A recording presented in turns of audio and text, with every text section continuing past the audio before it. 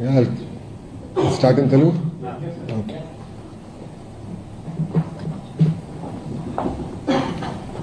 Switching around.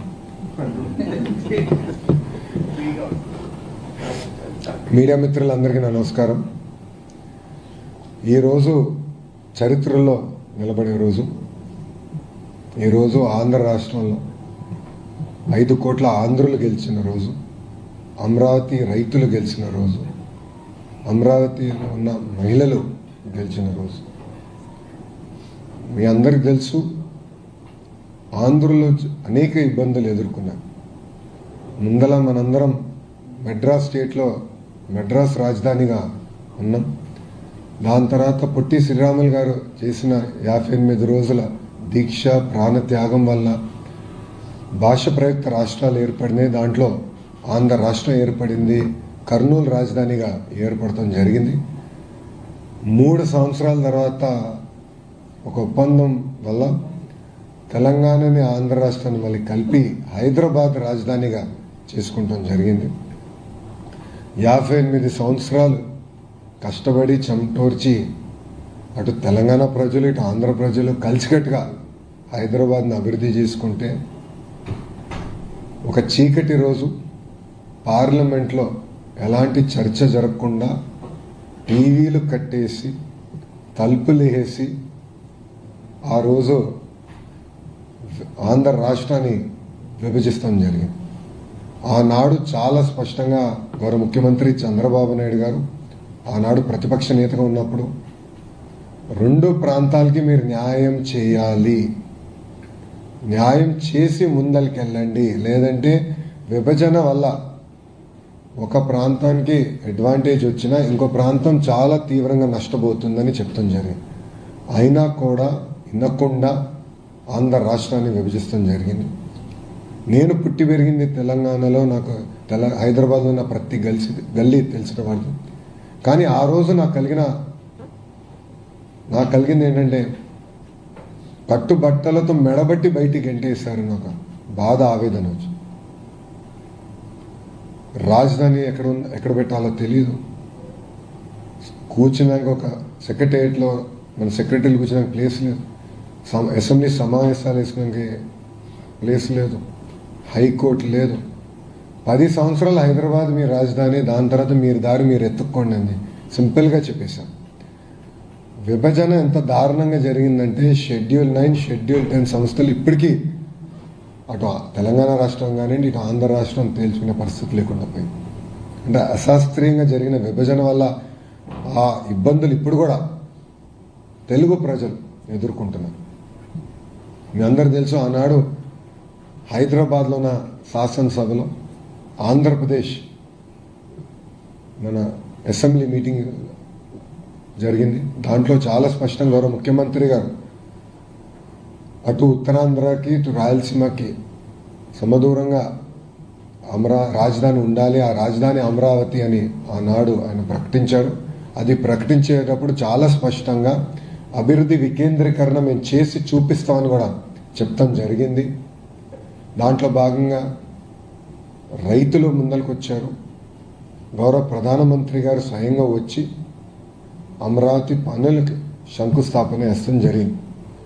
ఆనాడు రైతులకున్న భరోసా ఏంటంటే Telugu Desam party, Bharatiya Janata party, Janasena party, చివరికి వైఎస్ఆర్సీపీ కూడా అమరావతికి సంపూర్ణ మద్దతు తెలిపారు.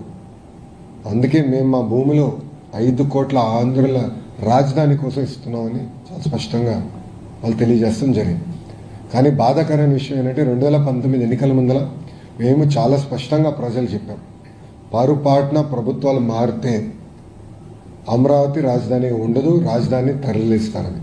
కానీ ఆనాటి ప్రతిపక్ష నేత, ఇప్పుడు పులివెందుల ఎమ్మెల్యే చాలా స్పష్టంగా నేను ఇక్కడనే ఇల్లు కట్టుకున్నాను, నేను రాజధాని ఎక్కడ తీసుకెళ్ళను అని ప్రజల్ని మోసం చేస్తాం జరిగింది.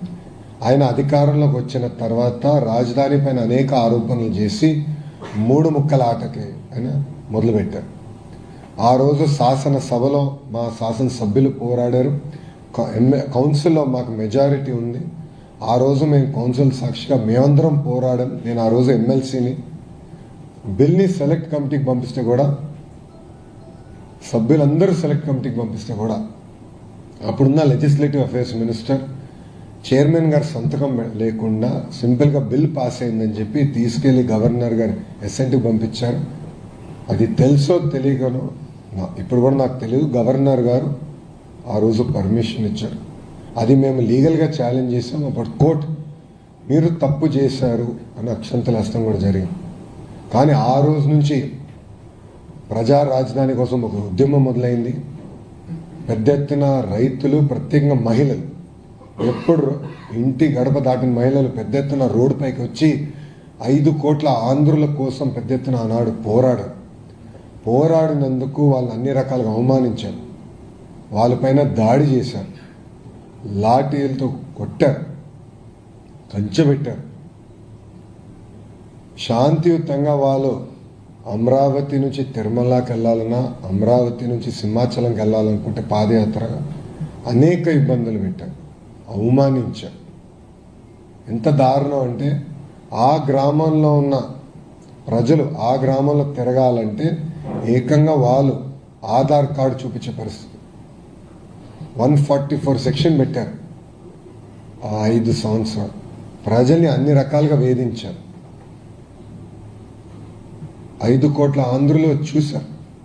అందుకే వాళ్ళొక ఆవేదన, ఒక బాధ కలిగింది. ఆనాడు మేము చాలా స్పష్టంగా చెప్పాం, ఒకే రాష్ట్రం, ఒకే రాజధాని, అది అమరావతి. కానీ అభివృద్ధి వికేంద్రీకరణ చేసి చూపిస్తా ఉన్నాం. అదే నినాదంతో మేము అందరం ఎన్డీఏ మన ఎన్నికల్లో మేము కలిసికట్టుగా పోటీ చేశాం. అందుకే 94% మ్యాండేట్ ప్రజలు ఎన్డీఏకి ఇస్తాం జరిగింది. మీరు చూస్తే ఎక్కడైతే ఎగ్జిక్యూటివ్ క్యాపిటల్ పెడతారని మాయ మాటలు చెప్పారో, విశాఖపట్నం ప్రజలే హైయెస్ట్ మెజారిటీ మా ఎంపీకి 5 లక్షల ప్లస్ మెజారిటీ మా ఎంపీ మేము గెలిపిస్తాం జరిగింది. సో అటు విశాఖపట్నం కానీ, శ్రీకాకుళం, విజయనగరం, విశాఖపట్నం కానివ్వండి, లేదు హిందూపూర్, అనంతపూర్, చిత్తూరు కానివ్వండి, అందరూ కూడా మేము అమరావతితో ఉన్నాం. ఒకే రాష్ట్రం, ఒకే రాజధాని. ఇప్పటికీ చాలా నష్టపోయాం. అమరావతి మా రాజధానిని తెలుగు ప్రజలు చెప్తాం జరిగింది. ఎన్డీఏ ప్రభుత్వ అధికారంలోకి వచ్చిన తర్వాత టీమ్ 11 అంటే 11 ఎమ్మెల్యేలు ఉన్న టీం అనేక దుష్ప్రచారాలు చేశారు. ఇప్పుడు కూడా చేస్తున్నారు. మళ్ళీ అధికారంలోకి వస్తే, పరుపాటున వస్తే 3 రాజధానులు చేస్తామని ఇప్పుడు కూడా వాళ్ళు చెప్తాం జరిగింది. దానివల్ల అమరావతికి రావాల్సిన పెట్టుబడులు కూడా స్లో అయింది. ఆంధ్ర రాష్ట్రానికి రావాల్సిన పెట్టుబడులు స్లో అయినాయి. రైతుల్లో కూడా ఒక ఆందోళన వచ్చింది. మళ్ళీ మా భవిష్యత్తు ఏంటి, ఇప్పటికీ నష్టపోయాం, మా భవిష్యత్తు ఏంటి, మళ్ళీ ఇంకొక ఉద్యమం చేయాలా, ఇది కరెక్ట్ కాదు, నీకు చట్టబద్ధత ఉండాలి, Amaravati should be the sole and permanent capital of Andhra Pradesh అని వాళ్ళు కూడా కోరటం జరిగింది. దాంట్లో భాగంగా ఒక స్పెషల్ సెషన్ పెట్టుకున్నాం. ఒక రోజంతా దీని మేము చర్చించాం. ఏకగ్రీవంగా శాసనసభలో తీర్మానం చేసి పార్లమెంట్కి పంపిస్తాం జరిగింది.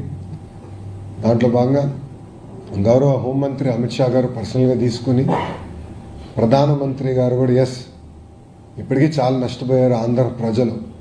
ఇట్లా ప్రభుత్వాలు శాశ్వతం కాకపోవచ్చేమో కానీ వ్యవస్థ శాశ్వతం, రాజధాని శాశ్వతం ఉండాలని ఆయన కూడా పర్సనల్గా తీసుకుని పార్లమెంట్లో నిన్న పాస్ అయింది బిల్లు. దాని తర్వాత ఆ సవరణ, దాని తర్వాత రాజ్యసభకు వచ్చి ఈరోజు ఆంధ్ర ప్రజలందరూ గర్వపడాలి. ఎందుకంటే మొత్తం భారతదేశం, ఒకే ఒక పార్టీ తప్ప మొత్తం భారతదేశం ఆంధ్ర రాష్ట్రానికి అండగా నిలబడింది. ఒక కదలిక తీసుకొచ్చాం. చాలామంది ఈరోజు రాజ్యసభలో మాడుతూ ఇది ప్రారంభం మాత్రమే, అమరావతి రాజధానికి ఒక సపోర్ట్ ప్రారంభం మాత్రమే, మనం ఆంధ్ర రాష్ట్రానికి అండగా నిలబడాలి. ఇప్పటికీ ఆంధ్ర రాష్ట్రం అనేక ఇబ్బందులు ఎదుర్కొంది, 5 సంవత్సరాలు చాలా నష్టపోయింది, మేమందరం ఉంటామని ఒక్క పార్టీ మినహా, ఆ టీమ్ 11 పార్టీ, ఆ ఒక్క పార్టీ మినహా అన్ని పార్టీలు కలిసికట్టుగా, ఇటు భారతీయ జనతా పార్టీ ఎన్డీఏలో ఉన్నా కానీ భారతీయ జనతా పార్టీ, జనసేన అయి ఉండొచ్చు, జేడీయూ అయి ఉండొచ్చు, అటు పక్కన కాంగ్రెస్, టీఎంసీ, ఆప్, ఎస్పీ అందరూ కూడా ముఖ కంఠంతో ఎస్ ఆంధ్ర రాష్ట్రానికి శాశ్వత రాజధాని అమరావతి అని వాళ్ళు మాట్లాడతాం. ఈరోజు కూడా నాకు వచ్చిన సమాచారం మేరకు కరెక్ట్గా 11 పార్టీలు మాట్లాడింది. సో 11 నంబర్ అనేది గత పాలకులు చేసిన పొరపాట్ల వల్ల ఆ 11 నంబర్ అనేది వాళ్ళు వెంటాడుతుంది. సో ఈరోజు కూడా అనుకోకుండా 11 పార్టీలు మాట్లాడాయి. దాంట్లో ఒక పార్టీ యాజ్ యూజువల్ వాకౌట్, వాళ్ళకి ఫ్యాషన్ అది. కౌన్సిల్లో వాకౌట్, పార్లమెంట్లో కూడా వాకౌట్ చేశారు. వాళ్ళకు ప్యాషన్ అంటారో ఫ్యాషన్ అంటారో, అది సిసిడి ఉన్న వ్యక్తి, క్రెడిట్ చోరీ డిసార్డర్ ఉన్న వ్యక్తిని మీరు అడగాలి. ఈరోజు కూడా వాకౌట్ చేసి వెళ్ళిపోయారు. But India stood by Andhra Pradesh. మొత్తం భారతదేశం ఆంధ్రులకి అండగా ఈరోజు నిలబడింది. మనందరం గర్వపడాలి. వాళ్ళు ఏదైతే ఒక బాధ్యత పెట్టారో మన పైన, తప్పనిసరిగా అమరావతి పనులు ఫేజ్ 1 పూర్తి చేస్తాం. గౌరవ ప్రధానమంత్రి గారిని మళ్ళీ పిలుచుకుని తీసుకెళ్లి రిబ్బన్ కట్టింగ్ కూడా చేపించే బాధ్యత ఎన్డీఏ ప్రభుత్వం తీసుకుంటుంది. 5 కోట్ల ఆంధ్రులు గర్వపడే విధంగా అమరావతిని అభివృద్ధి చేస్తాం. రాజధానితో పాటు అన్ని ప్రాంతాలను కూడా అభివృద్ధి చేసే బాధ్యత ఎన్డీఏ ప్రభుత్వం తీసుకుంటుందని ఆంధ్ర రాష్ట్ర ప్రజలు తెలియజేసుకుంటూ, ఇప్పుడు మీడియా మిత్రులకి ఏమైనా ప్రశ్న ఉంటే సమాధానం చెప్పడానికి సిద్ధంగా. లోక్సభ ప్రొసీడింగ్స్ ని టీవీలో చూసారు, ఇవాళ రాజ్యసభలో డైరెక్ట్ గా చూసారు. అది జరుగుతున్న చర్చ, వాళ్ళందరూ మాట్లాడుతున్న మాటలు ఎలా అనిపించాయి? ఆ సమయంలో మీరు ఎలా ఫీల్ అయ్యారు? 11 పార్టీలు మాట్లాడినాయి. నువ్వు మాటలు చెప్పాలంటే మన చరిత్ర చూస్తే బాధగలవు. మెడ్రాస్, కర్నూలు, హైదరాబాద్, అమరావతి, 3 రాజధానులు, తిరిగి మళ్ళీ అమరావతి. ఎందుకు ఈరోజు చరిత్రలో నిలబడిపోతుందండి? ఎందుకన్నానంటే శాశ్వత రాజధాని అండ్ ఓన్లీ క్యాపిటల్ అమరావతి ఉండబోతుంది. అంటే ఇప్పుడు సర్టినిటీ వచ్చింది, ఒక వెలుగు వచ్చింది ఆంధ్ర రాష్ట్రానికి. అనిగా అపోహాలు ఇక తొలగిపోయినాయి, ఇంకా డైరెక్షన్ వచ్చింది. సో రైతులు చేసిన పోరాటానికి, మహిళలు పడిన అవమానాలకి ఇప్పుడు డైరెక్షన్ వచ్చింది. ఇప్పుడు ఏకంగా మనం డెవలప్మెంట్ దిశగా ముందరికి వెళ్ళచ్చు. సో నాకు చాలా ఆనందం కల్పించింది. అందుకే మీరు చూస్తే ఎంపీలందరూ కూడా మేము నుంచుని పార్లమెంట్కి దండం పెట్టాం. ఎందుకంటే ఈరోజు మమ్మల్ని కాపాడింది ఈ పార్లమెంట్, అమరావతిని కాపాడింది ఈ పార్లమెంట్, 5 కోట్ల ఆంధ్రుల్ని కాపాడింది ఈ పార్లమెంట్.